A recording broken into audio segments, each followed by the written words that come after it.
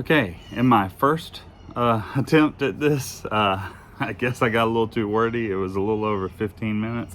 But I also learned that my stupid little mic that was my stopgap until my new one comes in did not record any audio on the last one. So here we go again. So I'm picking up where yesterday sort of left off. I don't know if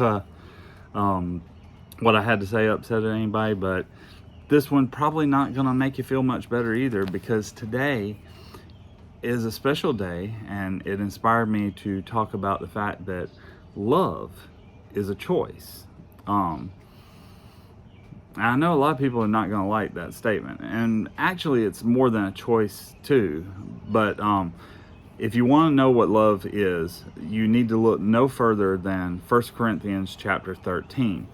Now, of course, we're not talking totally about just romantic love. We're talking about love, ultimately the God kind of love. But chapter 13 of 1 Corinthians starts this way. It says, "If I speak with the languages of men and angels but do not have love, I am a sounding gong or a clanging cymbal. If I have the gift of prophecy, understand all mysteries and knowledge, have all faith so that I can move mountains, but don't have love, I'm nothing. If I donate all my goods to feed the poor, give my body to be burned, but do not have love, I gain nothing." Okay, so if I am totally skillful as an orator in languages, but I don't care anything about the audience, it doesn't mean anything. If I know everything and could tell everybody what they need to know about a particular topic, or even mysteries, but I don't care that they know, it's nothing. And if I am a good deed doer, if I am a philanthropist in the sense of doing good things for people, but I don't care about those people, it doesn't mean anything either. It doesn't do us any good. Love is a choice, though. Those first parts talk about how we have to have compassion, we have to have care for other people. The second part of chapter 13 is talking about how we have to choose to love, because it uses descriptors that are choices, that are involved in choosing to act and to be a certain way. That love is patient. Patience is definitely a choice, one that a lot of people don't opt for these days.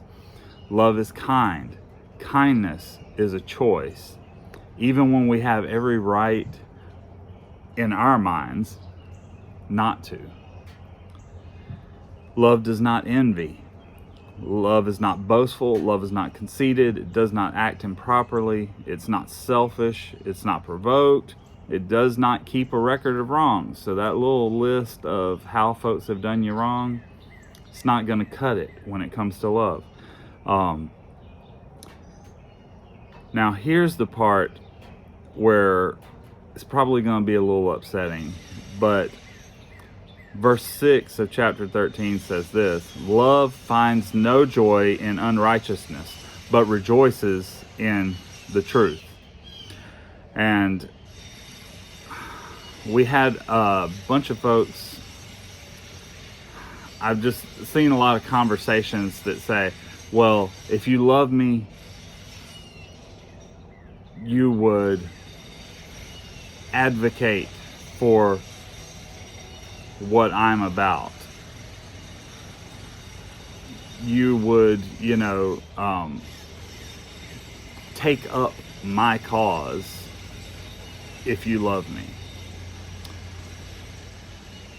That goes kind of contrary to what this is saying here, because, for example, if your cause, or if what you're about is a drug addiction, if you are caught up in the addiction to drugs or alcohol or something else, and you're expecting that person that loves you to be an enabler to that, to be one to advocate for you to be able to do what you want to do, that's not love. It may be a form of supporting that habit, but it's not love. Okay? Because love finds no joy in unrighteousness, in things that are destructive to the character and the person, the other person. So it rejoices in the truth, though. It rejoices in when we stop lying to ourselves about things. Love is a skill also, though. Love is a feeling, it's passion, but it's also compassion. It's a choice, but it's a skill. Verse 7 bears this out by saying, love bears all things, it believes all things, it hopes all things, and it endures all things. Endurance is a skill that a person can develop. Now, not everybody's good at endurance. Some people are power sprinters, Some people are, great in that moment of high pressure and tension. But we all can develop and learn endurance. We all can develop and learn to believe. We can learn to have hope. And so love involves a skill of, after we have a care and a compassion for another, we choose to connect and to be in relationship and work together on things, but then we work on the skill of sometimes showing love in ways that are not inherent to our nature. And then finally, the last part connects into the fact that verse 10, it goes through a lot of things, but then in verse 10 it says, but when the perfect comes, the partial will come to an end.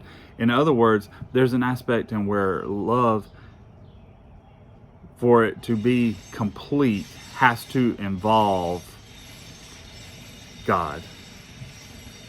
Okay, ultimately, if you are not tapped into the source of love, then you're not going to get there. Okay, this shirt I have on today, love God, love people, solve problems, connects to that idea of it being a skill, because problem solving is a skill. But anyway, the point being here that God is the source of love, and if we're not tapped into that, at best, our love is going to ultimately be incomplete in ways. So, once again, I'm not necessarily the expert on all things. I don't pretend to be. But what I do know is that I have had a marvelous and wonderful 22 years of practicing the skill, the choice, and having the feeling of love for my spouse. Some of you were there, some of you weren't, but either way, like I said, not an expert, still probably a novice or amateur at the world of love as this passage is talking about, but looking forward to continuing to grow and to learn, and ultimately, as verse 12 of chapter 13 says, now I know in part, but then I will know fully as I'm fully known. One day we'll be connected back with God in the way that we will know who we really are, the way that He knows us because of how He has created us. So, have a blessed day, and till next time.